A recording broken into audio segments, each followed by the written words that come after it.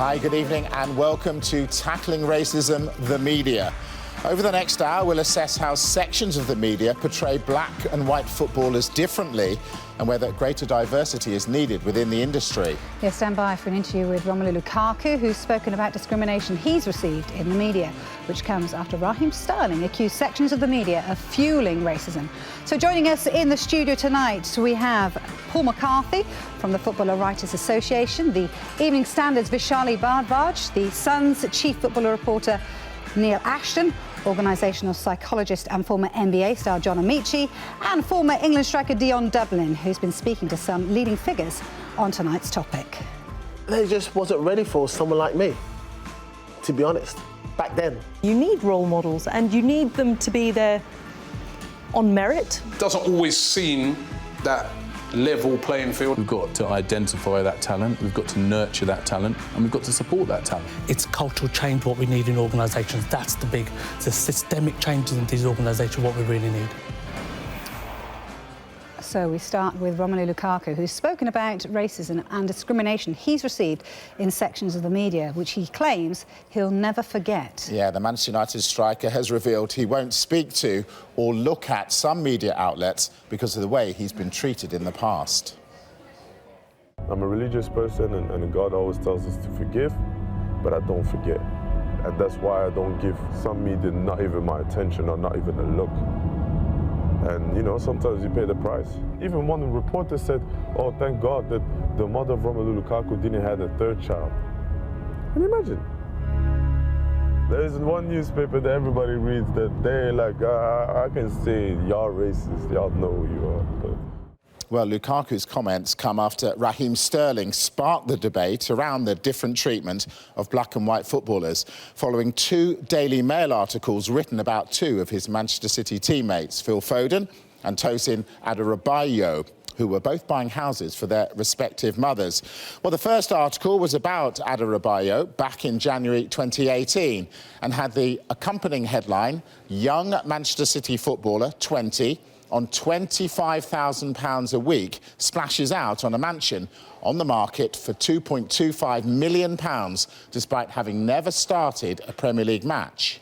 Fast forward 9 months and an article with the headline, a Manchester City starlet, Phil Foden, buys new £2 million home for his mum. And you can see here the description of Foden as setting up a future in Manchester because he was determined to keep his close-knit family together by buying a home.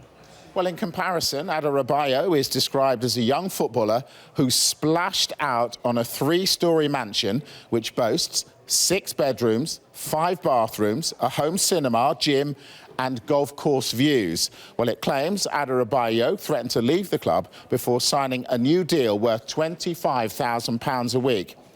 Right, let's have a look at those articles in detail again. Remember, both young men buying homes for their mums, but look at how they're portrayed. OK, white player, Manchester City starlet.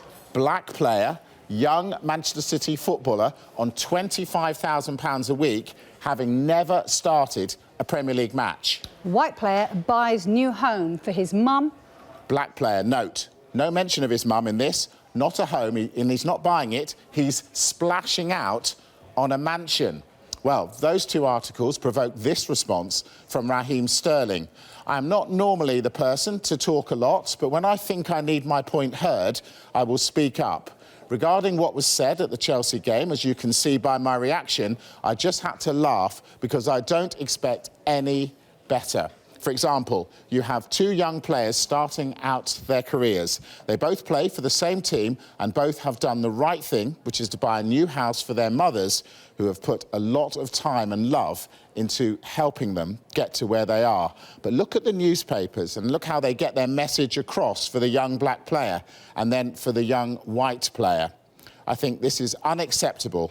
Both haven't done a thing wrong, but just by the way it has been worded, this young black kid is looked at in a bad light, which helps fuel racism and aggressive behaviour. So for all the newspapers that don't understand why people are racist in this day and age, all I have to say is have a second thought about fair publicity and give all players an equal chance. Well, the journalist who wrote the article on Adarabioyo was Anthony Joseph, and he tweeted this in response in December. The story was done at a time when BT had a documentary on teenage footballers earning millions. It was topical, and there was a huge debate about it. The same day, there was at least an hour segment about it on Talk Sport. The original story, which I followed up, appeared in The Sun. I spoke to the player's agent, who had no issue with the story and how it was represented. Reporters don't do headlines, but I don't feel it vilifies him. It was just topical at the time, nor did I even make a connection of his colour. It didn't even cross my mind. The reaction to it was bizarre. Ironically, I received quite a lot of racist abuse for it. Sterling raises some very valid points that the media need to listen to. I can only explain the story I wrote. It was topical and not based on race. I know for some, that won't be enough. Well, the paper concerned, the Daily Mail, was awarded Best Sports Newspaper at last week's Sports Journalism Awards, and their head of sport guaranteed the paper will do better after the controversy. The Raheem Sterling situation from a few months ago made us all take a long, hard look at ourselves, and I just think I'd like to guarantee this room that we're trying to improve and strive to be better day in, day out. I'm delighted to say that I'm going to be chatting to Dion Dublin very shortly. But first, he's been out and about to look at the impact of Sterling's statement and has spoken to the former Arsenal, Tottenham and England defender, Sol Campbell. Now, he believes his treatment by sections of the media has hindered his path into management. Racial abuse is a problem that continues to plague our so-called beautiful game, with abusive language and in some cases bananas being thrown onto the pitch. Raheem Sterling is one of those players that was allegedly racially abused at Stamford Bridge back in December. The very next day, Sterling took to Instagram to air his concerns about how he feels black players and white players are dealt with differently in some parts of the media. Now, I think that's a very big statement from one of our very best footballers. Raheem Sterling, one kick away from glory. Sterling scores! Like Sterling, Sol has been outspoken about racism for many, many years. Part of England's golden generation and an Arsenal invincible. But it's been 7 years since Sol hung up his boots, and finally he's got a managerial job at League Two Macclesfield Town. But he's convinced that his pathway to management has been hindered because of the colour of his skin. If you took my colour out, you took my name out, and you gave a piece of paper and said, this guy's done, would you like an interview? Well, of course they would say yes. You'll get the interview. Yeah. You think the journalists have changed the way that they report on players like you? Yeah, you may have some guys who just kind of almost like a mind block and still in, 25 years ago, what I was doing 25 years ago, who knows? I think they just have to move on. Maybe they say, oh, Sol is inexperienced. But then I've had few friends who've come in and I don't hear inexperience when they do the article. That's his first job. But when you read on the article, I see no inexperience there. I see he's done this, he's won X, Y, Z, he's done this, he's been great, blah, blah, blah, he's scored goals or he's saved goals or whatever. But there's nowhere in the line of inexperience. It's how they report it. And sometimes maybe it's kind of like not a psychological thing, but maybe it's just something kind of in their head that they can't, they're not deliberately doing it, but they are in a way. One man that knows all about diversity in sports media is Leon Mann. He's the founder of BCOMS, Black Collective of Media in Sport. They are an organisation which is addressing the underrepresentation of black journalists in sports media. Thank you, Raheem Sterling, because what Raheem did in highlighting the media's role in fueling racism and other forms of discrimination as well, helped to shine a spotlight on the lack of diversity across the sports media and media in general in a way that it had never been done before. Never been done before, and maybe never could. If we have more diverse reporters, more diverse groups of editors, more diverse camera people, more diverse subs, you have diversity in every single element of the industry you're working in. So therefore, when there is a story that is potentially contentious about a player from a particular ethnic group, there is somebody or people around the table who will be able to share a view of where that community may be positioned on that issue. Reshmin Chowdhury is a trailblazer for Asian women in sports media. She's sure that greater diversity in the industry will help put an end to unconscious bias towards BAME players. The media rules the nation's thinking at the moment. Well, it depends. You know, whatever you're reading, whatever you're hearing, whatever you're seeing on social media, these are powerful tools, and you've got to make sure you've got the right person in the roles asking the right questions. People at the top have to understand culture. There's only, like I said, there's only one culture in sports media. It's, oh, hey, matey, matey, come on, everybody, we're all together. Let's go and do this. Let's go and have a drink after the game. Let's go and do. That's the culture. It's got to change, isn't it? You've got to understand everybody. You've got to have, there's got to be an openness, there's got to be understanding, there's got to be a will. Robbie Lyle has forged his own path in the media industry.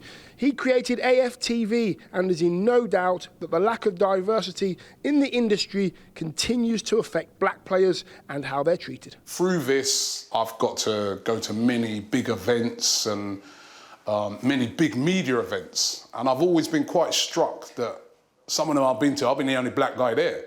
And I'm like, hold on, that can't be right. How am I the only black guy in the room, or there's only 2-3 of us? What Raheem said is, let's deal with the causes of this. Awareness. Yeah, and now that's bringing a lot of awareness to it, and maybe, just maybe, some of the journalists and some of the newspaper guys will be a bit more responsible with their reporting of Raheem Sterling and other black guys in the future. That's what I hope. According to Beacom's research, out of 338 on-screen roles within the written and broadcast media at 6 of last year's major sporting events, only 5 were black and 7 were Asian, without professional sporting backgrounds. If we could avoid more cases of alleged discrimination, like the one Raheem Sterling brought to the public's attention, maybe greater diversity within the media could provide a building block. Dion, plenty of people talking sense there, yourself included at the end there, what you had to say. Sol Campbell, very strong words from him there, though. Playing devil's advocate, some might say that's sour grapes. Or does he have a very valid point, you feel? Well, it's not sour grapes. It's not changed. Because Sol's got a job, it doesn't mean that it's all gone away and we've got a black manager, another black manager managing at lower league. The problem's still there. Whether it's in getting a managerial job, being a journalist, those problems are still there. Those stumbling blocks are still there. I don't know why it's harder for us to get on in posts that we are skilled in, like other people. But it just seems to be that the hurdle for us is just that little bit harder.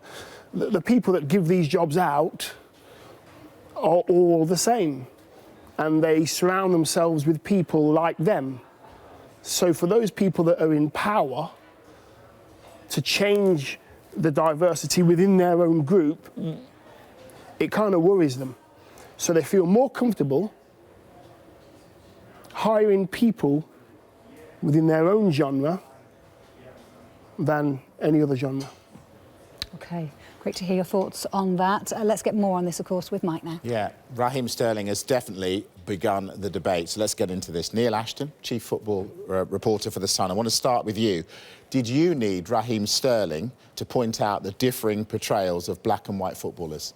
Well, what I'd say, Mike, is I present the Sunday Supplement on Sky, and I was presenting that morning when Raheem posted on social media. And we'd already discussed the incident at Chelsea the previous day in the first part of the show. And I was fascinated by the timing of Raheem's post, because it was mid-morning on a Sunday. Everybody would be reflecting on Chelsea, Manchester City, what this would mean for the title race, what this would mean for Chelsea, Manchester City's first defeat of the season. Raheem took control. He took control of the media agenda. He took control of the Sunday Supplement agenda that day, because I'm forever indebted, actually, to a colleague who works in the industry who had texted me during a break to say, have you seen Raheem's post? You need to see this. It's very rare for me to look at my phone during the show, but for some reason I did that day. I don't know why. And I did.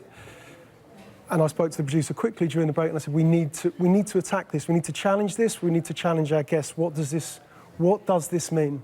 The examples that Raheem had shown, what does this mean for us? What does it say about our industry? What does it say about people working in the industry? And is this a moment? It's not a moment to change. Well, you're not going to change overnight. You're not going to change newspaper headlines. You're not going to change the approach overnight. But you can highlight it to make people realise and gain a better understanding of how people like, for example, Raheem Sterling feel. He won't be the only example. He's the isolated example that we're talking about right now. But until Raheem Sterling highlighted that, we are so busy and encompassed in our own hyper world, which is taking place at warp speed, because Paul's worked in the industry, Vishali works in the industry, I work in the industry. You're going to game to game to game to game to game. It's Chelsea one day, it's Man City the next, Man United. You don't always have that time, the opportunity to think, take stock, and have a moment of reflection, sometimes self-reflection. OK. He says, no, can't change overnight. Vishali, you're in newsrooms, you're in press boxes. Have you seen any change since this debate began? I think what's important is that Raheem Sterling started a conversation that needed to happen. I thought he was incredibly brave with his social media post. I also thought he was very, very intelligent with that post because he didn't talk about himself and he didn't talk about overt racism, which everyone can say is wrong. You know, we completely back you, Raheem Sterling. He talked about subconscious racism, subconscious bias, and how the media have a role in terms of the language that they use, particularly in headlines, because most people don't read past headlines often, and how that can often enforce and strengthen stereotypes that people have of certain groups of people.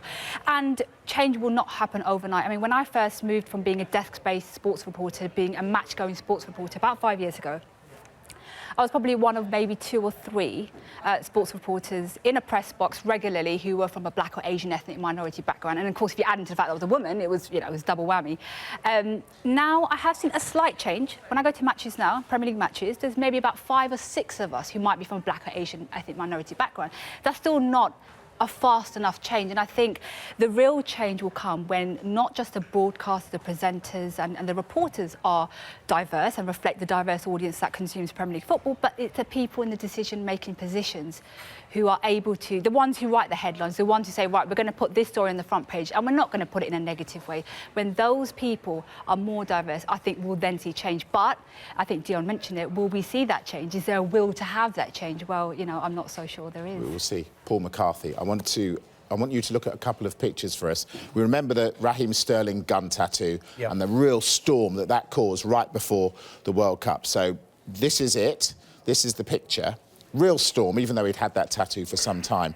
The Sun even linked it to the tragic death of 10-year-old Damilola Taylor. Now, England rugby international Harry Williams has a knife tattoo. I haven't seen any press about this tattoo. Why? The profile of the sport, the profile of the person involved. I think I saw that in the match against Wales, and I looked at it and I suddenly thought, that's a knife, a dagger, whatever it's called. Is there going to be any take-up of that? Is there going to be nothing? Now, you will say, and I, as a former newspaper executive, rugby union has a much lower profile than Raheem Sterling training for England. Is it about that, though, Paul, really? No, it's not about that. You asked me why there's not. That's part of the reason, but it's a much lower profile sport. The reflection on Raheem Sterling, I think, was completely over the top. I think it was hyped beyond belief. I think Raheem gave an explanation, a thoroughly logical explanation about it. This is a person who, as a very young child, his life was impacted by gun crime. And it is a statement. And let's remember, that was an unfinished tattoo. So it was a statement. It was a very personal statement. Why shouldn't he make a personal statement in ink on his body? He's perfectly entitled to do that. I think the reaction was ridiculous. I think there was no intention to listen to that to his explanation. It was a knee-jerk, this is bad, it's a gun crime, black player, you should know better. And every red flag went up. Sure. John, I want to bring you in now. Whenever we talk about things like this, there are certain sections of society that just roll their eyes. They're not interested in this. Now, Piers Morgan, we're going to bring him in here. He said that Sterling not treated any differently from the likes of Wayne Rooney, Paul Gascoigne, David Beckham, famous white players. Has he got a point? Well, I mean, you can debate whether you think the language in those two headlines that we showed earlier speak to racism, but you can't debate that they have a different tone entirely. I just think any time you add Piers Morgan to a sentence, the collective intelligence of the room dies, and I don't know if he has anything to offer in this at all. I'm unclear as to why somebody with his power and position seems to take antediluvian positions on almost everything. There is space for progress here. You can't look at some of the statistics we saw. 5 out of 338 journalists on camera at major events last year.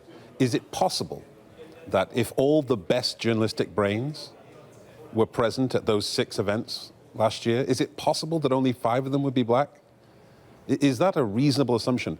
Because I think then you have to go into phrenology. You have to imagine that somehow black brains are somehow different and deficient in some way, so that journalism, in the same way that people say the same about STEM subjects and mathematics for women, their brains just don't work that way. We know that's not true.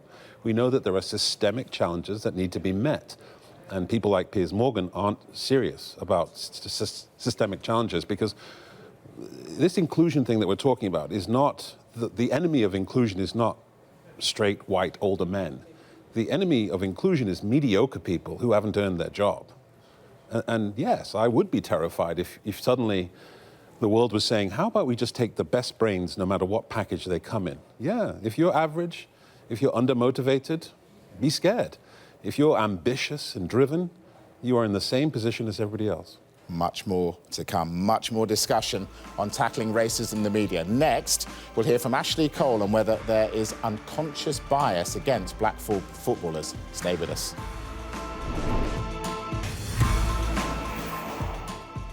We're tackling racism here on Sky Sports News and looking at the media's role in fueling it.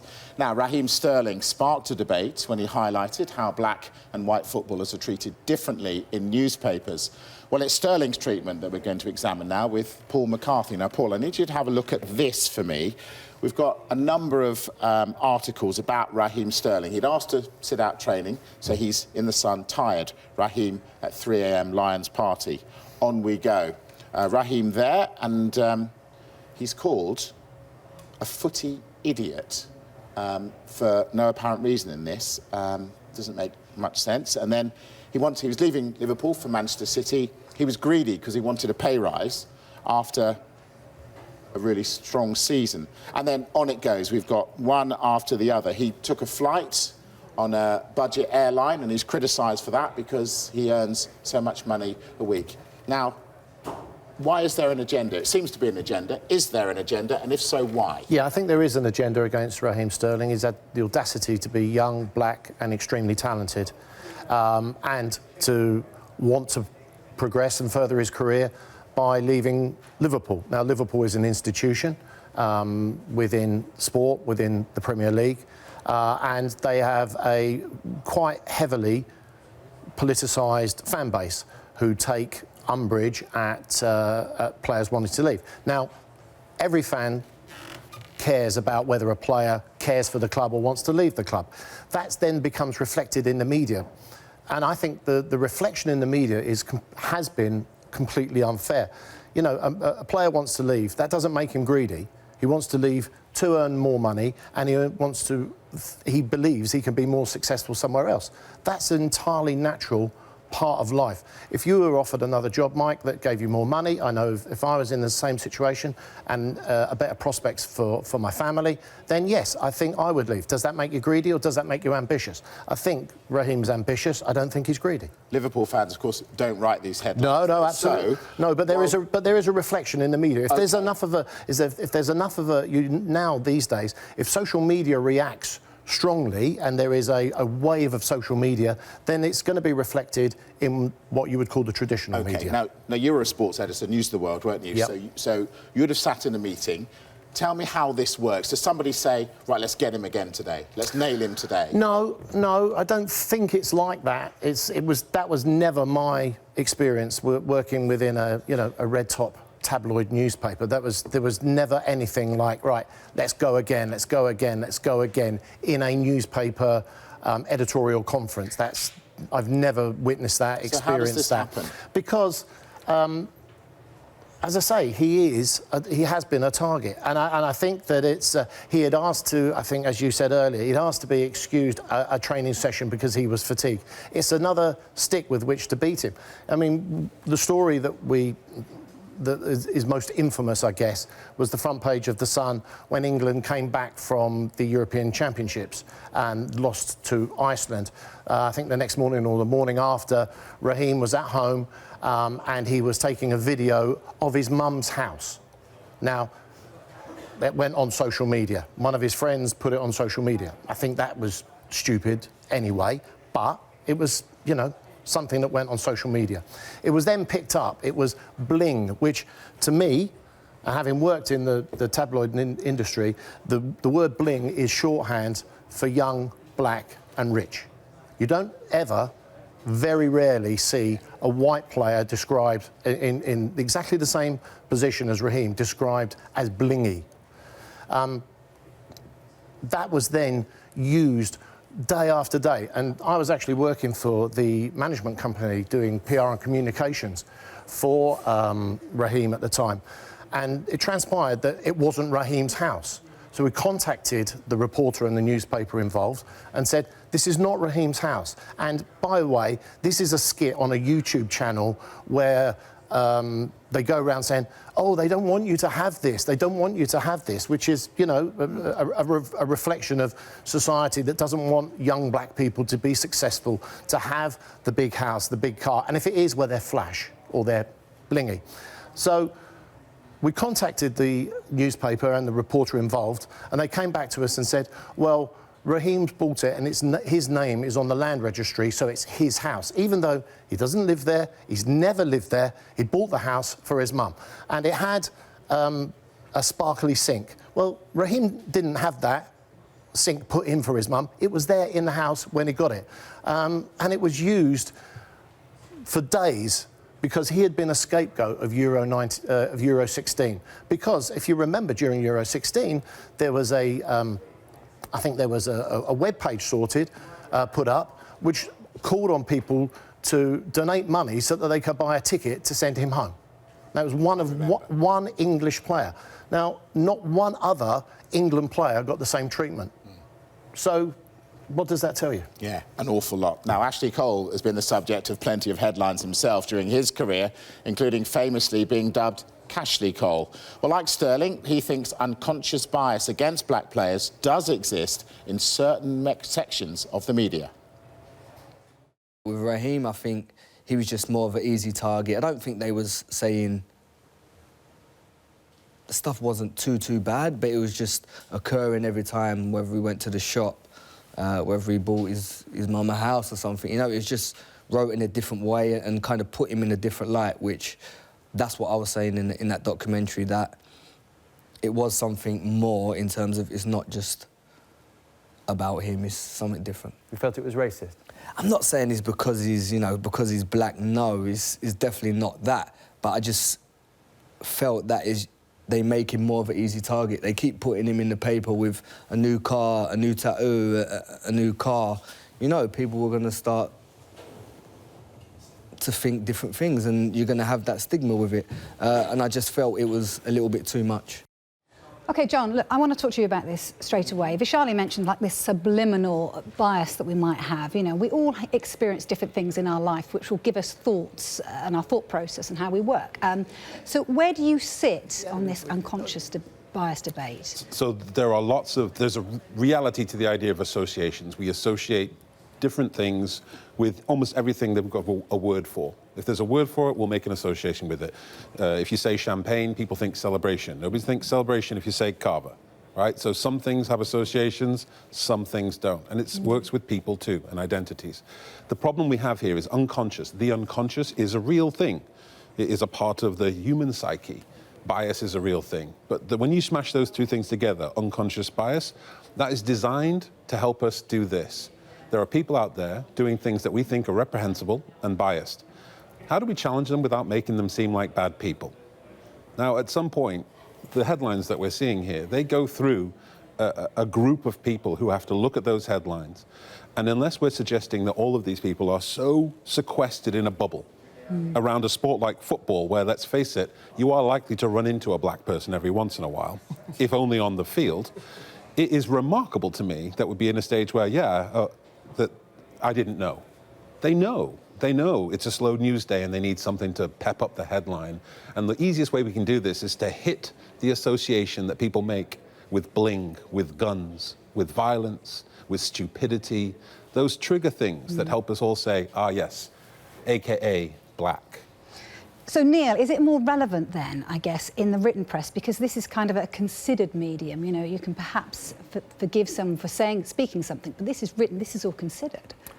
Yeah, of course it is. You have a choice, don't forget, of what you do consume. Half of the stories, half of the headlines there, I wasn't even aware of. But that's because I choose what I want to consume about Raheem Sterling. There are also dozens, scores, hundreds, thousands of articles about Raheem Sterling and his career that reflect on Raheem brilliantly, particularly for his performances on the football field. What concerns me about the element of unconscious bias is, if I go back to why I fell in love with the sport, why I fell in love with football, my first memories of watching football, my first sporting hero was Vince Hilaire. Black footballer, played for Crystal Palace, very exciting, very dashing footballer, unquestionably. Getting to the 80s and Crystal Palace have Ian Wright, Mark Bright, Tony Finnegan, Henry Houghton, players who became synonymous and symbols of that football club and that time and a period, but also an area, South London, which is associated and linked, of course, with high crime rates, poverty. But those guys, some of them born in South London, not all of them, Andy Gray, Ian Wright, of course. But some of those guys proved what's possible. But it also hurts now that I can remember watching those guys and the influence that those guys had on me, along with other white Crystal Palace players as well. So we can't ignore the great Crystal Palace players of that particular time and that era. But the journey that takes you from having sporting heroes at a young age to working at a newspaper, being in a very senior position at a newspaper, where people can easily accuse me and others, but I'm sat here and I'm happy to sit here. But what concerns me is that people are able to accuse me of having an unconscious bias against, whether that's black footballers or footballers from other ethnic backgrounds. OK, Vishali, I want to bring you in. Look, do you feel, though, there is still a problem with perhaps the language that's used to represent black players? Absolutely. I mean, there are words like beast, things that you then, perhaps without realising it, if you see that word written alongside or in a headline about a black player, you start thinking of things like aggressiveness. Black players often, those are the kind of words you use that can be seen alongside headlines about black players. And they kind of play on negative stereotypes about black players, Asian players, and that's wrong. And that is something that has to be looked at. The language, particularly in the headlines, has to be looked at, because then people start to think, oh, this player is aggressive because he's been described as a beast, or he's physical. He can't be technical. He can't be polite. So I think that's a really important point, Dion, I'm going to get your thoughts on this in just a moment. We are going to have to go to a break, unfortunately, but so we're going to be looking at diversity within the sports media, and we're going to also be hearing more from Sol Campbell as well. Stay with us. If you don't have a diverse kind of boardroom or diverse kind of conversation going on, then you will miss kind of things that will be a problem later on down the line. So I think that side, has to change.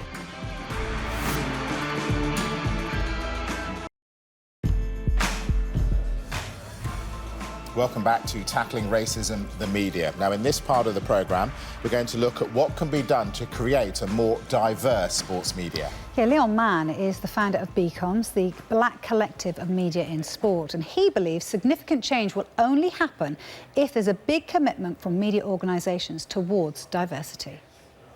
We've got to identify that talent, we've got to nurture that talent, and we've got to support that talent. All of that requires budget. All of that requires a serious understanding of the need for diversity and what diversity brings to a business, because we're talking about sports media. This is business. We are selling products, and once those things are in place, then we will begin to see the diversity we want in our industry naturally blossom. So people are looking back at this piece and going, "Geez, can't believe that even happened." You know, this will be a piece filed away in history that a history class will be looking at in 30, 40 years going, I can't believe it was like that. And that's where we want to be. That's where we want to be, says Leon Mann. Neil, are we any further forward in changing things, do you feel? Well, the figures that you highlighted earlier suggest the answer to that is clearly no. I think it's a big question of trust and belief from BAME candidates. Do they really believe that a newspaper organisation or a media organisation that is clearly dominated by white people, do they trust those people in charge to give them the opportunity? Now, I don't know, I can't speak on behalf of them, but it just strikes me that the answer to that, historically, go back to the first generation, post-war generation, Windrush generation, promised a brilliant future, a wonderful future in this country. Did that happen straight away? No. Government after government after government made life very, very difficult for first-wave immigrants in this country.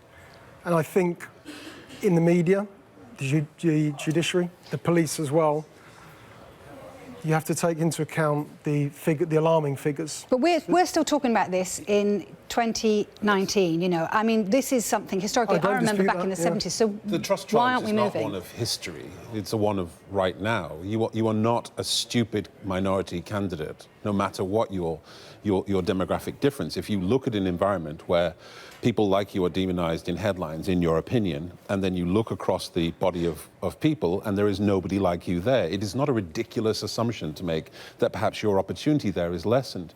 This is a talent acquisition and talent management challenge. That's what it is. This is not about diversity initiatives per se. This is about the fact that, yes, there is some work, some rehabilitation work that has to be done. You talk about Windrush. People are not stupid for not trusting the government 20 years ago. There are government people right now being deported for that. So it's not a historical challenge, it's a challenge of right now. I'm sorry, Vicky. What I would say, excuse me, is that now in the media, the diversity of the media, and I don't mean in terms of ethnicity, I mean there's so many forms of media, there is an ability now for people to have their voice heard. It doesn't have to be in the traditional print or electronic media. You know, there is an opportunity now, and the Football Writers Association, we're encouraging so many more young people, whatever their gender, whatever their ethnicity, to write, to get involved, and then you get noticed. But Vishali, just quickly with you, what has to happen in your opinion? I think what Leon said is absolutely right. We need a commitment from media organisations, and what certainly helped me getting my foot into the door was a scheme that the BBC had for people from disadvantaged backgrounds. Because, of course, being from an Indian background, being a female, I had no one to turn to for information within the media and how to get into football journalism. Because football journalism is a who-knows-who business, so a lot of jobs will often go to someone's son or daughter. And for me, that scheme, when I got that scheme, it gave me the ability to make contacts, have experience, and then get my foot into the door. So schemes like that are very much important. I think we could talk about this all night long, but thank you very much for now. So, Dion, you started the programme, you get to finish it. After everything you've heard, do you despair or do you dare to hope? I'm always going to hope. I'm always going to hope. There's so much more we can do if we come together and we take down those barriers that we have up. Let the blacks and the Asian ladies and the Asian men and the black women let us in, give us a chance. That's all we want, a level playing field. That's all we're asking for. We're not asking for much more than that. Be brave, be the first, and make your company diverse. Dion Dublin, thank you very much. A huge thank you to all of our guests this evening. It's been a fascinating chat. Loads more on this throughout our time on Sky Sports News. And the discussion around racism and the media will continue this evening on The Debate. Laura Woods, Paul Merson and Curtis Davis in the debate studio. Now, that is live from 10:15 on Sky Sports Football. We, though, on Sky Sports News will continue this. We will continue tackling racism throughout the year here on Sky Sports News. It's important to us. We hope it's important to you. Thank you very much for watching. We are out of here.